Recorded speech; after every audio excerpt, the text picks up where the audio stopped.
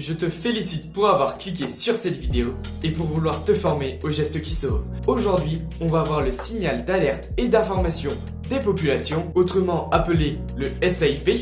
Donc comme son nom l'indique, c'est un signal qui a pour but d'alerter la population et aussi d'informer celle-ci d'un danger imminent. Par quel moyen ce signal d'alerte est-il diffusé? Donc tout d'abord, il y a les moyens sonores. Donc tout simplement, c'est une sirène que tu entends normalement si tu es dans une grande ville tous les premiers mercredis du mois, sauf pour des cas particuliers comme pour les barrages hydrauliques.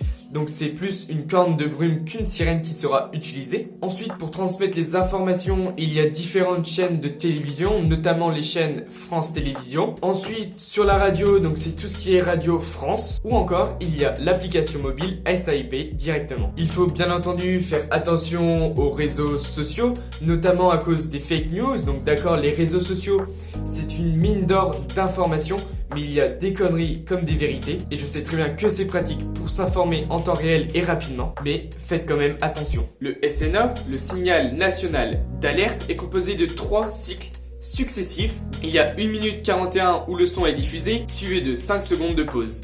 Et cela pendant 3 cycles. Petit tableau pour vous. Bah ouais, logique. Donc comme je disais, j'ai pris un petit tableau pour vous représenter cela et que ça soit plus simple à comprendre pour vous. Attention, je suis éclaté en dessin. La courbe que je vais dessiner, elle va représenter le son. Je stoppe la vidéo pour une petite précision. Le dessin que je vais vous faire n'est pas exact. Je vous mets maintenant le dessin le plus représentatif de la réalité. En effet, je n'avais pas pris en compte les petites variations de volume de son durant les 1 minute 41. Voilà, le petit aparté est fait, je vous laisse continuer tranquillement la vidéo. Donc ici, hop, la sirène émet le son, elle n'émet plus, donc là c'est les 5 secondes de pause, hop, fin du premier cycle. Ensuite, le second cycle, hop, pareil, ok super, fin du premier cycle, et on imagine après, hop, la même chose.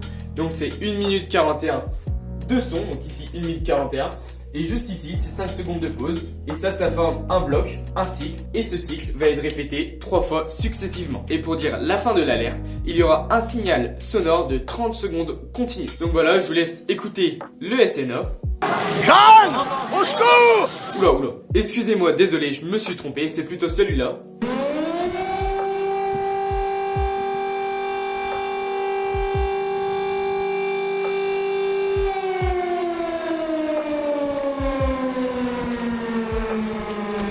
Ensuite, pour le cas particulier des barrages hydrauliques, je le rappelle, ce n'est pas une sirène, c'est une corne de brume qui émet un son pendant 3 secondes, donc 3 secondes consécutives, puis elle va marquer une pause de 2 secondes, donc ça fait 3 secondes, 2 secondes, 3 secondes, 2 secondes. Que faire si on entend le SNA? Donc tout d'abord, on va se confiner.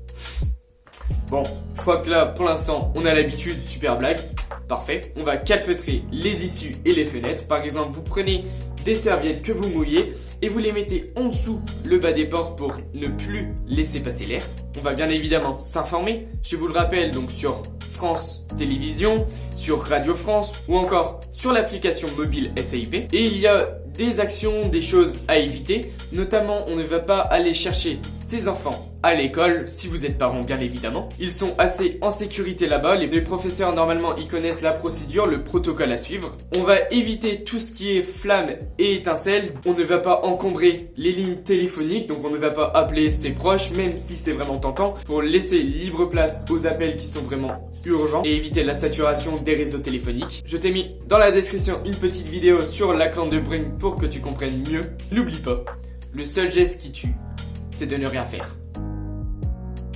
Pour aider au développement de Sauveurs de Vie, je vous invite à aimer, partager et commenter. Ça aide au référencement de la chaîne. Mieux la chaîne sera référencée, plus mes vidéos seront soumises à de nouvelles personnes. Sur ce, je te laisse et je te dis à la prochaine.